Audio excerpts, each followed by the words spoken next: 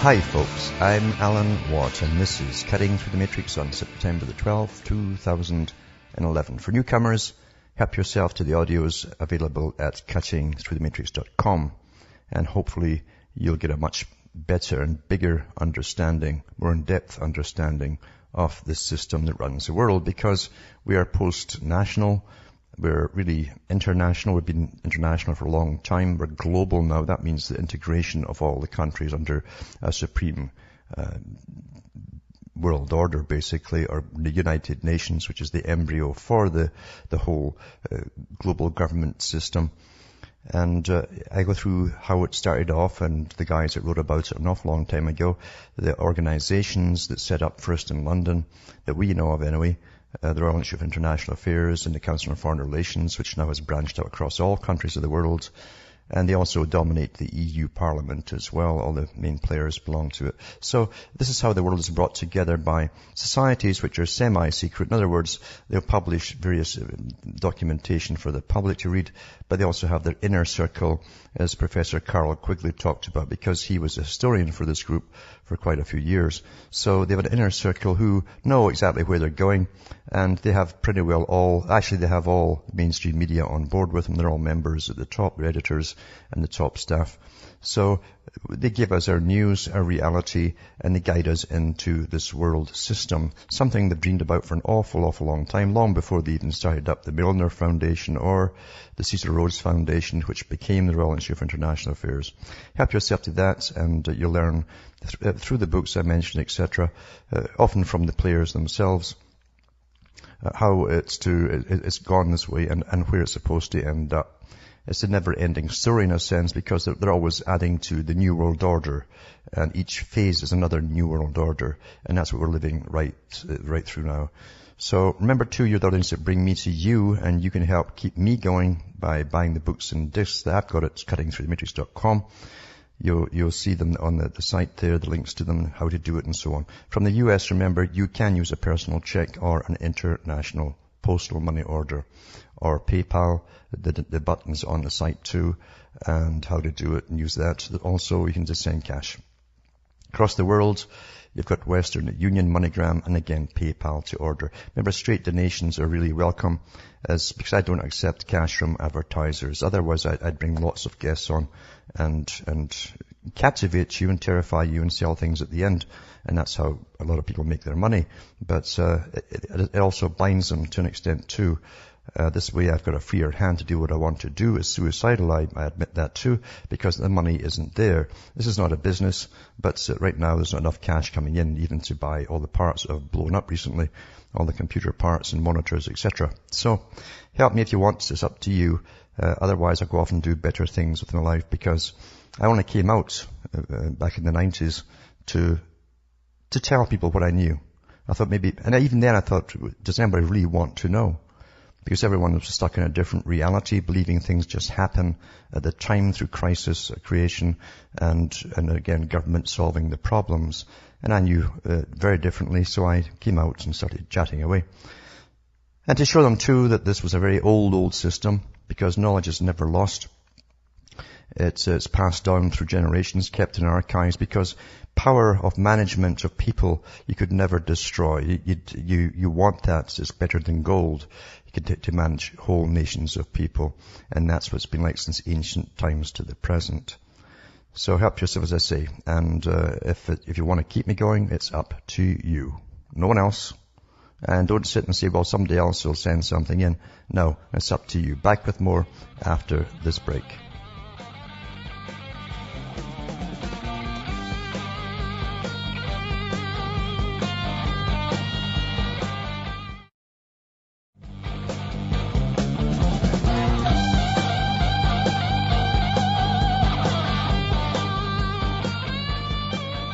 Hi folks, we're back and we're cutting through the matrix. I've often mentioned over the years that this system is so well designed, and this is not defeatist, by the way. Some people occasionally will write in and say, oh, that's defeatist and you don't give us hope. Well, I do, if you understand what I'm saying, because I'm telling you, it's a much bigger system. If you want to know your enemy, you got to know your enemy, find out about your enemy. And it's not what the media points you at that day. It never is. And this is a system that's been on the go for well over 100 years and is escalating now. And I liken it to being a gopher. That's what each one of us, we're a gopher in a hole. And when you stick your head up the hole, one day you hear this thundering behind you, and you look, and there's a little dot on the horizon. Before you know it, it's stampeded over your head in a flash. And when you recover, you look up, and it's disappearing on the horizon. And just when it's gone, there's something else coming back from the start again. There's another layer and layer or level, if you like, of this new world order just stampeding over your head, because and it has already altered society, all of society. You understand, if you want something to be a certain way, you're setting yourself in an era. I like to think to go back to the 50s or the 60s or the 70s and so on. And I keep saying you can't, because the same crooks ran the countries back then. The same crooks, same central bankers in every country. And you see that this system also changes all of the cultures on the way, demolishing the family. That was a plank of the manifesto. It's been pretty well done. And many other things too, rights of the child, which take all the rights from the parent or parents if they have to, and many, many more things. So you have to know what your enemy is in the first place, and then you have to have a moral stance on something. If you can't have a moral stance, then indignation alone isn't going to win the day. You've got to have a moral stance, and then you have got to have a common morality with other people before you can even form a group. Because otherwise you'll all be at each other's throats with different points of view. So realism is far better than fake optimism. And there's lots of fake optimism there. Remember, we're getting played big time, and I've read the articles by Sunstein and others, and these are your mind managers, basically. They're on the boards of all governments across the world. They manage your minds. And they have a whole process set up there, how to sway people. And it's so easy today with television and the internet too, that we all get our dose of indoctrination one way or another, no matter what you look at. It's built that way. It's built into everything that you watch or look at. So you have to realize that your minds are all being basically swayed for you. You're being prompted into this direction and that direction. And you're not in charge of yourself when that's happening. Remember that the mind has no firewall. So everyone's been brought up to, and in each generation too, the beauty that they understood even before the communist revolution or the Bolshevik revolution in Russia was that through the techniques which they already understood perfectly well, they could indoctrinate children very quickly and different levels or ages of children very quickly, and they would overtake the adults, and eventually adults would die off, and then would come the new ones thinking, oh, things were all quite normal. You can make generations of people think that anything is quite normal, anything at all. And that's just reality too. And I don't ever put my faith in one person like a politician.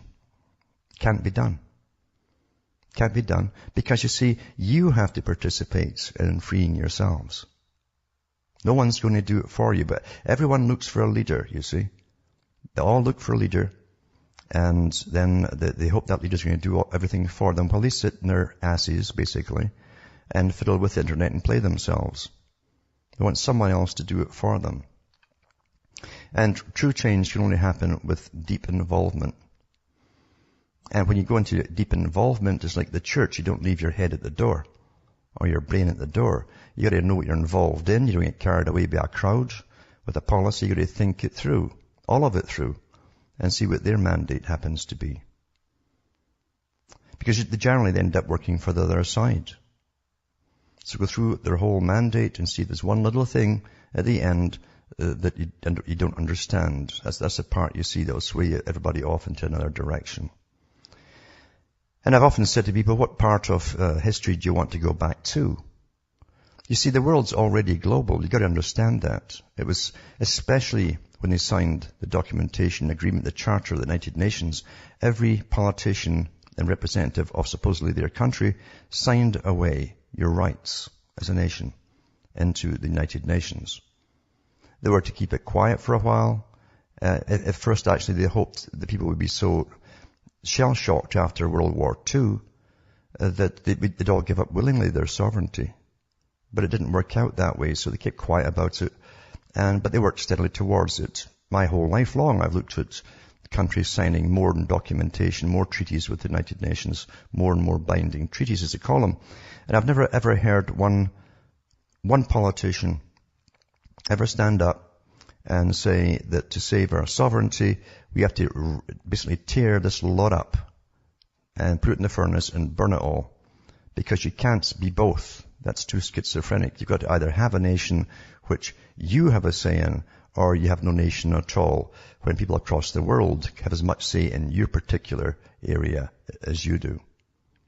And that's what globalism is. Never mind all of the government itself isn't yours anymore anyway. It's public-private. Understand that. They're all working with the private sector, hand in glove, and many of them will swap politics into the private sector, working with government and vice versa. It's been like that for a long time. And I can't see any politician making a law either to forbid that from happening, because politicians are technically psychopaths. Ordinary folk don't want power over other people.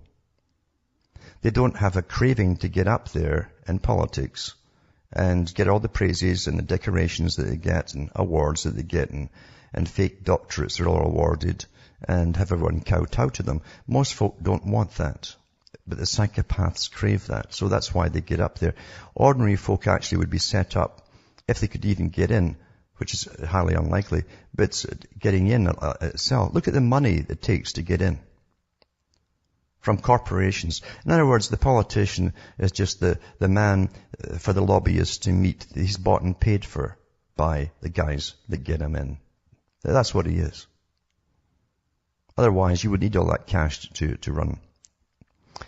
So, you've got to be realistic about so many things before you can change anything. And you've got to start changing with yourself.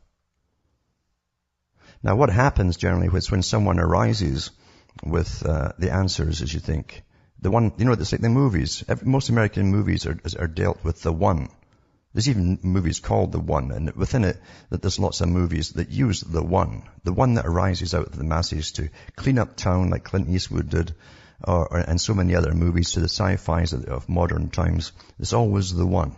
You see, that means that no one else is going to get off their ass and do anything. And everyone's just quite happy to let that happen. And then there's just a point when it doesn't happen in reality. It doesn't happen that way. Because there's a lot at stake here. This is not a movie. This is not a movie. This is real life. And I mean life. Blood, sweat, and tears. And suffering. This is real life. And people who want to change the system have to dedicate themselves to the changes they want and not be compromised along the way by people who are trained to run rings around you with their training and sway you off in the other directions. Lots of your tax money goes to organizations that do just that. They sway you quite easily. They know all the psychological tricks. They're trained and never feel subservient to anybody. That's the trick as well. Because once you do, or that person's really bright and brainy, you're done for. You've just given in actually. And you'll be a useful fool or tool. And that's the whole key to everything. Everyone is waiting for someone else to do it for them. A person who sets them up with the answers has two options, and this is taught in university. If you set yourself up as someone with the answers, and lots of people follow you because they're so disillusioned or terrified or whatever, that person who you're following has two options.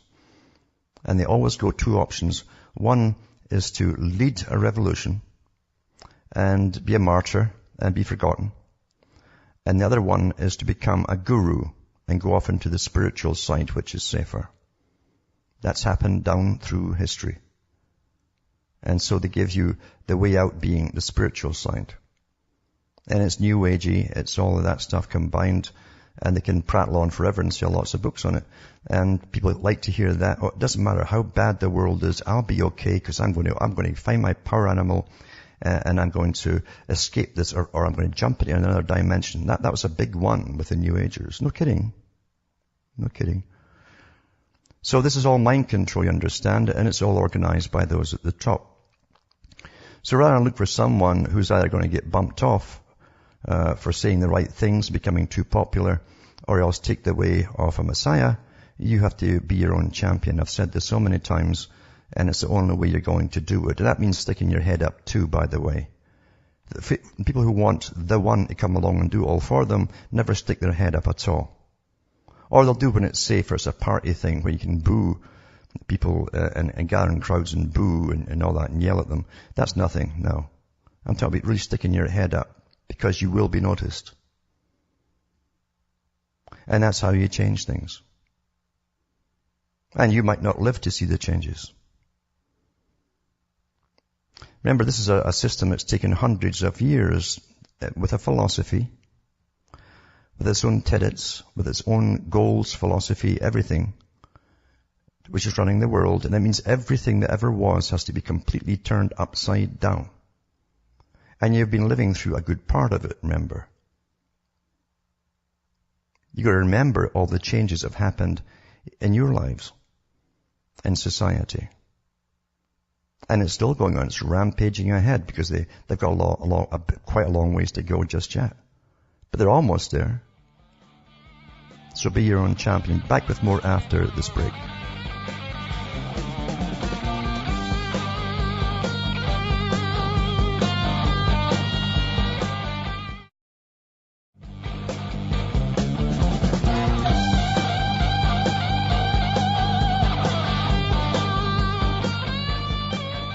Hi folks, we're back. This is Cutting Through the Matrix and talking about how you have to do something yourself, and it should take a while to think about what you want to do and make an effort to do so. But understand the other side, the ones that are bringing in this world order that you think are your politicians. Most folk out there actually think that. Maybe not listening to this particular broadcast, but outside you meet people all the time who really think everything's real, and they never ask why certain people just fly to the top in politics, even when they were unheard of before. Of course, they're chosen to be booted up the ladder very quickly. And it says here about Hillary Clinton, her speech on Friday, she said that as a sexual military actions have been decimating Al-Qaeda, they're not enough. Al-Qaeda, as you know, is a CIA creation. I'm sure and now they're the buddies in Libya, apparently, with the US. And then they'll go back to being the baddies again, because that's very Orwellian. That's what George Orwell tried to show you, how the technique works. So especially in addressing the root causes of terrorism. Opening her remarks with a reference to what she called serious reports of Al-Qaeda plot to hit either New York or Washington on the 9th and 11th anniversary. And that whole thing that apparently was on television, I never saw it, was all mushy with the usual emblems of the flags and symbols that you are being trained to have tears in your eyes about, your national symbols. But you don't understand who's wearing them. Anyone can wear them and have the same effect on you. It doesn't matter who they are. And with right music in the background. Remember what Bertrand Russell said? Politicians used to make exhortations to people hoping to change their minds with logic. They don't do that now. It's all done by symbology. And Russell said you can do more with a brass band and flags flying than you can with exhortations and an intellect of 180. And it's so true. It's very, very true. It doesn't matter who they are. Put on the right banners, wrap yourself in the flag, get the music going, and you're suddenly proud again, even though you're being conned again for another reason. Clinton spoke at the John Jay College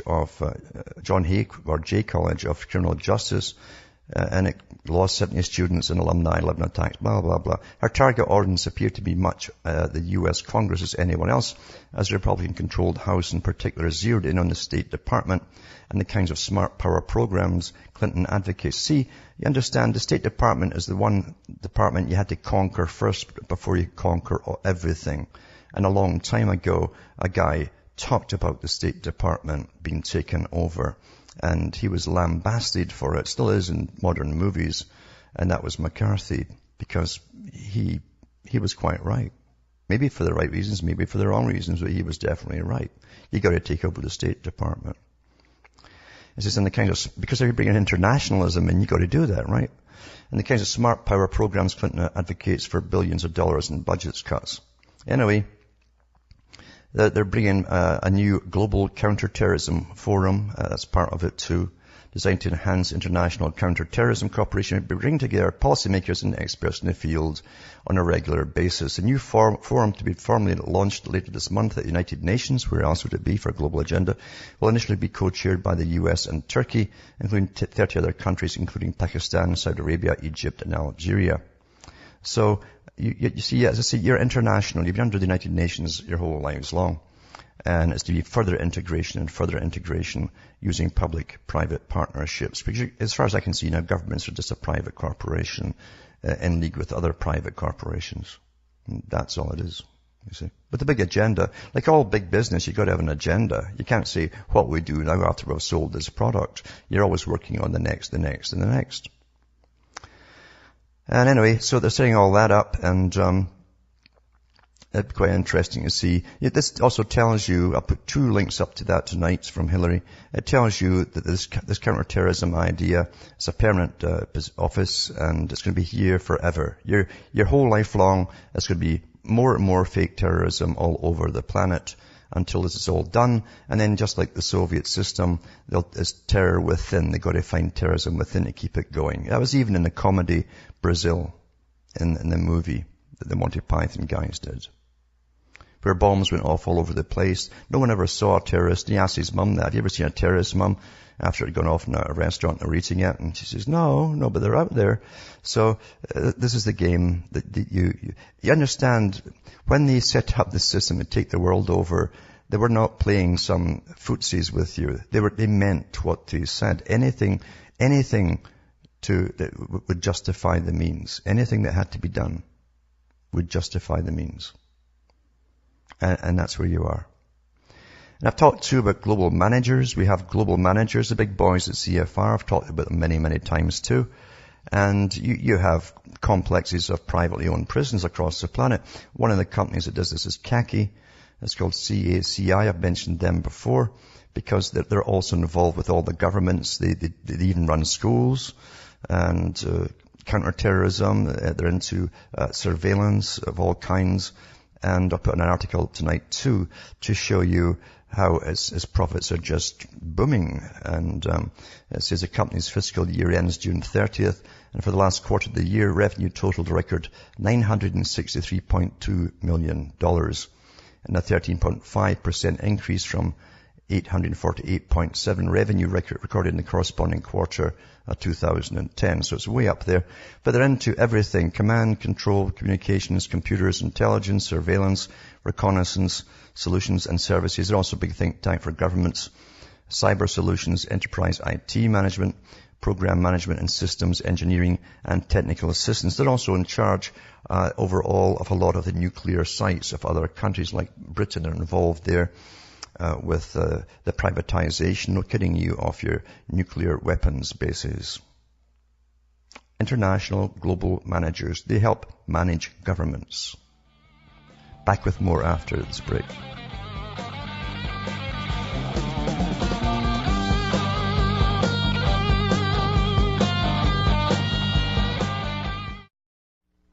You're listening to the Republic Broadcasting Network. Because you can handle the truth.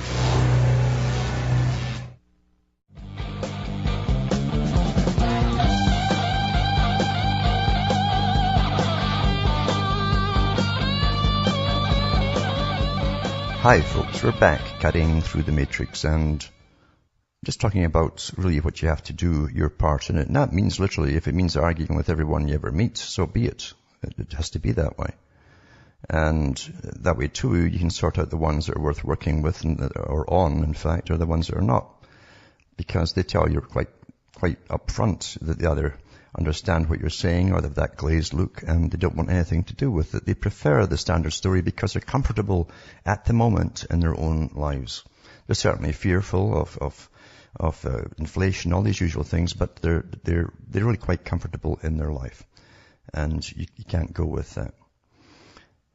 Tonight I'm also putting a link up to the Vaccine Awareness Network because there's a bill going through, I think it's California to start with, some other states looking at it, to make inoculations and vaccines for children absolutely mandatory, where there's no opt-out at all, even for religious reasons and the other opt-outs that they had. They're trying to get it through. And I'll put this video up, the link to it tonight. And it's a vaccine wake-up call for parents. Your children are being taken September the 6th, 2011. So you have a look at that too and hear how all of that is going as well. And it's all, she explains how it's all done through lobbying by big pharma with government, and your government isn't serving you by any means at all. They're all well aware it's all to do with cash and money. I mean, corruption is corruption.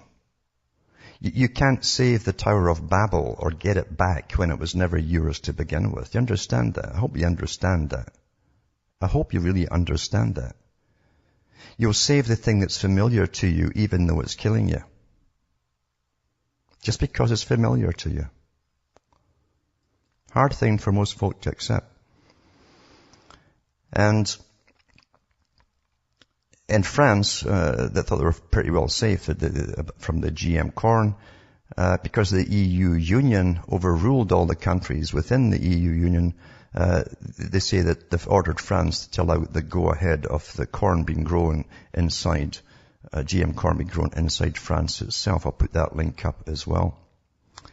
And to show you how free you are, and it's getting back to that vaccine thing too. It's the same idea.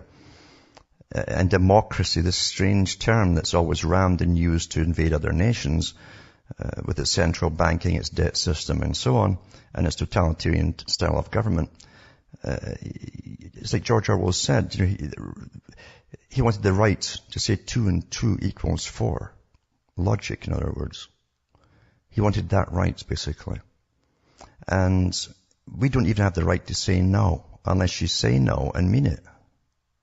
And don't go along with it. Whatever it is that makes you feel strange or just isn't right about it or something, you have the right to say no. And we shouldn't be forced or coerced by law. Because when something's wrong, it's still wrong. I don't care what law is passed, something is wrong is wrong. No matter how they change morality or the meanings of morality and turn everything upside down, wrong is still going to be wrong. And you can't lose sight of that too. You got to stick to what's always been, not what it is now. And what law is the fact that they understand most of the public will always go along with whatever they pass by coercion, the threat of punishment. And then if you don't go along, they actually use it on you, and it's generally deadly force. That's what law is today. It's really always been that way, but that's what it definitely is today. You have the right to say no, just like Orwell, 2 and 2 equals 4. But you see, we're treated like farm animals now, and they truly believe they're the right. All these specialists at the top, and the socialists, and call them communists, it doesn't matter what you call them. They're all in it together. They've got the right to through science, you see. Science can cover anything at all, any atrocity. Science can cover it all. Because science is held together by theories, which at one time would be political ideas. Well, it's my political idea we should jab this poison into someone and see what happens. A theory is a guess. But when you see it's science, well, it's like, it's from God now. Remember what Huxley said and Russell and others? But they said that there will be a dictatorship. That was planned. They knew that because of their world meetings. They were insiders in the inner circle. And they said that if there's going to be a dictatorship, an attorney, they'd rather be a scientific one. And they said it would be absolutely tyrannical. Which it is. Which it is. And here's how free you are. And the Prime Minister of Britain says, we'll never hold a referendum on the economic union. That there's democracy in action. So David Cameron ruled out ever holding a referendum on the EU membership. And that's just it. That you're never going to see it. You're in it whether you like it or not.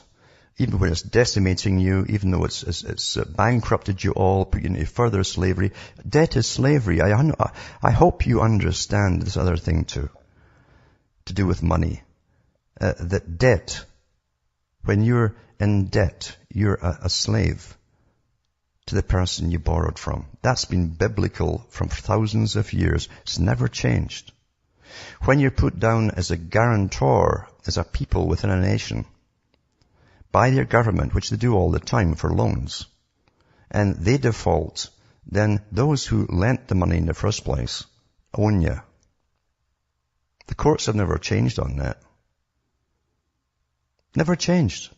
Go into the books. You won't find it changing. So you'll never see a referendum, as I say.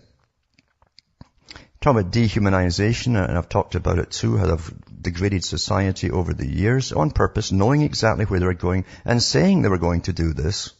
And they even gave you the reasons for destroying society. They said years ago, back in the 30s and 40s, and every decade since, that everyone who's brought up in a family is mentally ill. The American Psychological Association have said that too. Families had to go. That's why you had a war on the family. That's why Marx talked about destruction of the family unit. A very old agenda. And you must degrade everyone and everyone and everyone. We've got corpses now on art displays. They call it art, hanging on wires and plasticized. And then we've got, of course, pouring granny down to make the garden go green, because she'll be put into a kind of liquid chemical soup after she's died. It's better to see it in cremation. For the company that makes the chemicals, it certainly will be. And here's Do You Fancy a Jelly Baby? That's like a candy made from human DNA.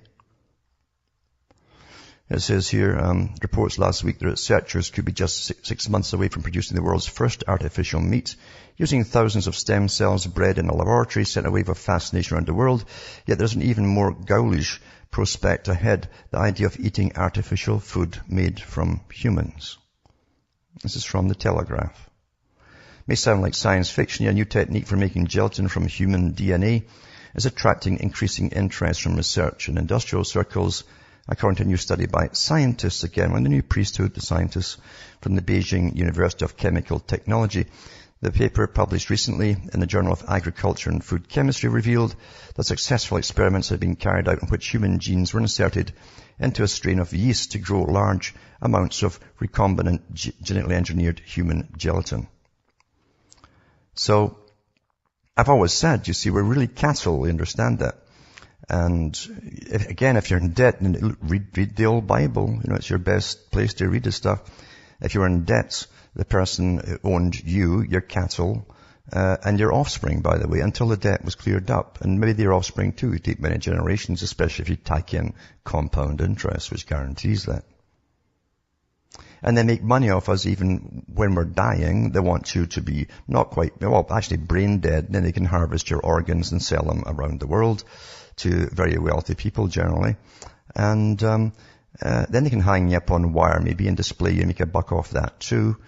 But we're literally just animals basically. And now they're taking the gelatin and they're going to start feeding bits of you back to you. And of course the idea, apart from the massive profits, is that the next part will be a bit more than just gelatin and your DNA and so on. They were the American Agricultural Association were putting human DNA in the pigs since the 1970s.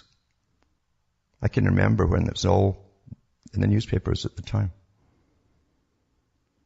Remember these links I'll put up at cuttingthroughthematrix.com at the end of this broadcast. And then there's an article too on euthanasia and assisted suicide. What in the world's going on?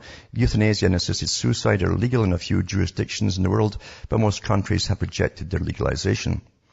And most recently, legislation to legalize euthanasia and or assisted suicide has been rejected in France, Israel, England, Scotland, Australia, Canada, Bulgaria, etc.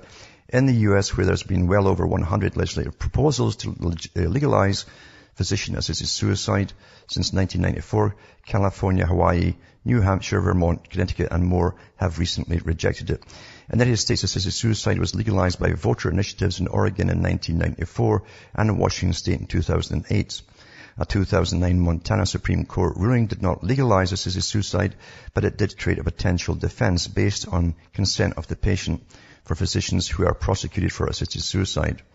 In 2011, a bill to prohibit PES and a bill to create regulations for PES were both introduced in the MT legislature. Neither bill had enough votes for passage. And it goes into some of the history. At 95, Australia's Northern Territory became the first jurisdiction in the world to legalize euthanasia. Actually, I think they already had it in Holland. The law went into effect June 96, but it was overturned by the Australian government in March 97. Yeah, the Netherlands officially legalized euthanasia and assisted suicide in April 2002. Previous to that, the Dutch courts approved the practice of euthanasia and assisted suicide. Now, why am I prattling on about this? It's because, you see, you got to read the World Health Organization and the World Bank. The World Bank's records. Go into the World Bank and go into population and population control. And they've been screaming since the 60s about they'd have to, if the countries won't bring down their populations, then legislation would have to be introduced on a higher level to force them to bring down their populations. Thousands of pages, if you get them all together, all the reports are published. That seems to be the main thing. And as they're doing that too, they're actually cutting back on cancer tests in Britain because they're just going to let you die of cancer rather than get early intervention. And it says here that GPs are ordered, as general practitioners, are to ration cancer scans because the lives being put at risk by bureaucrats. New cost-saving directive. In this New World Order, they want to bring down the population and not extend it, not extend the lifespan, except unless you're a very important person. So it says that GPs are being ordered to refer patients to a hospital doctor who will then decide if a scan for cancer is needed. But experts warn the diagnosis means it can be too late for cancer sufferers. They've been ordered to ration the number of patients who send for life-saving cancer scans to save money. This is where your value is in society, or at least in your governments. And to slash the number they refer to hospitals for tests, including ultrasounds, MRIs, and CT scans. Last night, experts warned the cost-saving measures increase the risk of patients being diagnosed too late and dying unnecessarily. Well, that's the reason for it. They want it to plummet. Remember the last big meeting the Lucky Genes Club had, or one of the last ones, and I read it on the air, where I think Oprah attends it, and Rockefeller and Bill Gates and a whole bunch of them. They said they'd have to rapidly now, rather than just go into passive persuasion and negative family planning, which is abortion, they'd have to now rapidly reduce the population of the world. That's how you get it done. Health Secretary Andrew Leslie promised to set aside $750 million to help family doctors send patients directly for scans instead of having to refer them to consultant to decide whether or not they should have a scan. But then it says at the very end, but it's emerged that a quarter of primary care trusts are actively discouraging the doctors from sending patients for these tests. And these trusts now are kind of these private organizations that took over from the National Health. And once again, I can remember when they started with the Twin Towers, 9/11, it's bin Laden. And Bush himself and all the rogues behind him were careful at the time, and they did a lot of PR stuff and articles and magazines to try to say it wasn't against Islam. It was against terrorists, you see. But now I've noticed more and more that they've also had a world meeting about it, and it's safe to use this term now.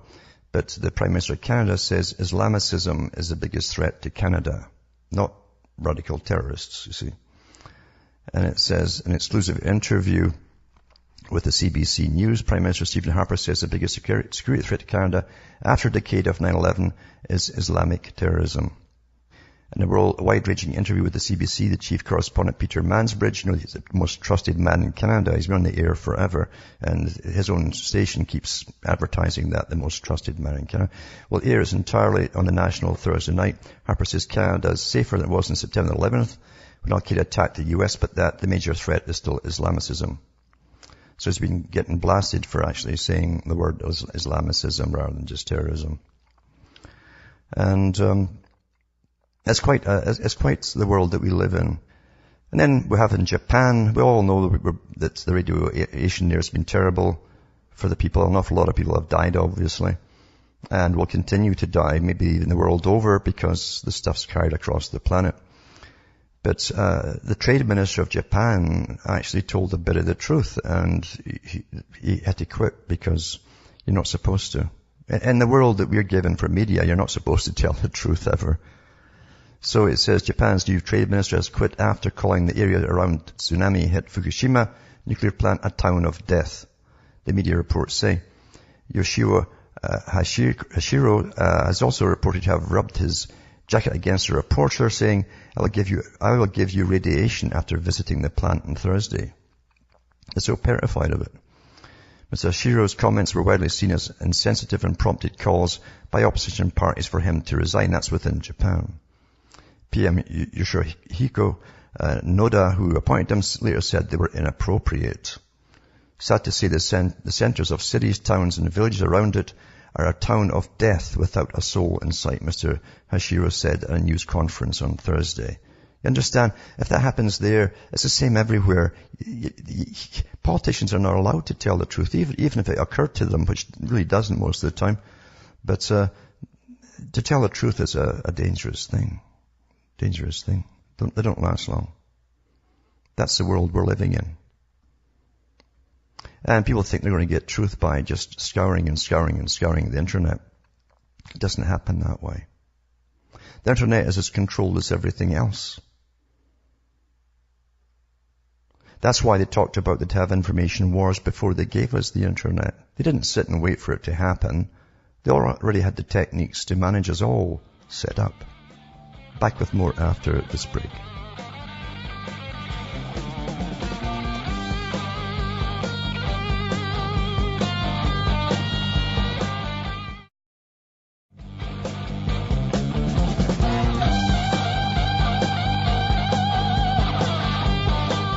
Hi folks, we're back and we're cutting through the matrix, and there's some callers. I'll take Daniel from the UK if he's still on the line. You there, Daniel? Yeah, can you hear me okay? Yes. You said, gone over this the setup, like you've got these elites at the top, and then you referred to the Freemasons as like a guardian, almost like a guardian class that keep this system in play. And keep us down and the people above them up. Is that pretty much how it is?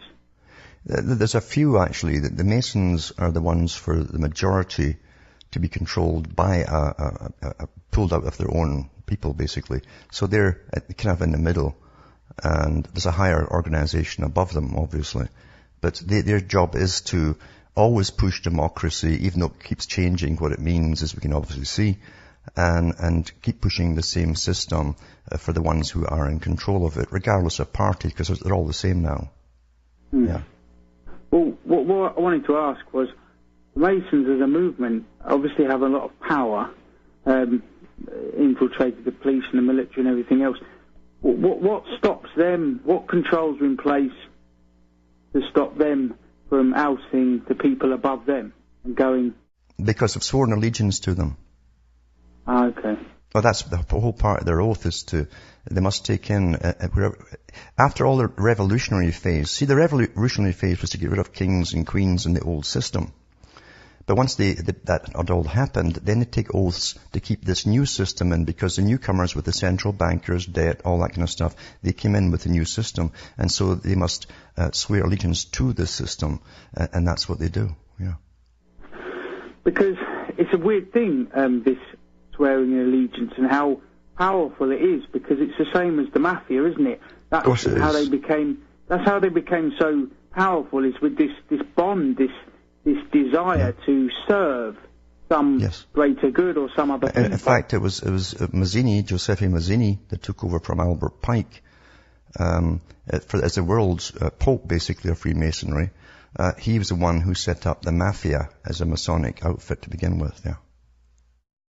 Yeah, because there's some parallels between these rituals that the mafia are supposed to do when they get made, as they say, and between the Masonic rituals, aren't there? Absolutely. And it's a brotherhood. And the whole idea is under this guise of international brotherhood. It all sounds like everything else. It's all hypocritical, because in reality, you go into any town across the world, you'll find all your board members and bureaucracies are all members of the local Freemasonry. The guys who dish out your tax money to contractors from villages, towns, cities are all Masons, and they give to Masons. It's a rigged system. And in Canada, when you drive up to any town or village, you'll see that the first board you see, before the name of the place, is actually, you'll see the board with all the different Masonic male and female organizations in that town. And that's telling you who runs that town. That's what that board symbolizes. So if you want anything done, you've got to be a member, and, for building permits, whatever, they'll bypass all petty bureaucracy. That's what they tell you. And they'll get done fast for you. You can get a bank loan the same day. Yeah. Mm. So really, it is all done, like you said, it's all done on his oath and allegiance and this sort of thing, and that's what keeps it all in check, so to speak, is it? That's right. And it goes all the way up through all politics, all parliaments across the world. And that's how they run this system. And regardless of it's changing, they still swear allegiance to keep this system on the go. Yeah. Because they personally benefit from it, that's why. But thanks for calling. And for all those who haven't got round to, you can call again. There's Dennis, Glenn, and Carlson. Thanks for listening. And from Hamish myself from Ontario, Canada, it's good night. May your God or your gods go with you. And remember, buy the books and discs and keep me going. You can donate as well.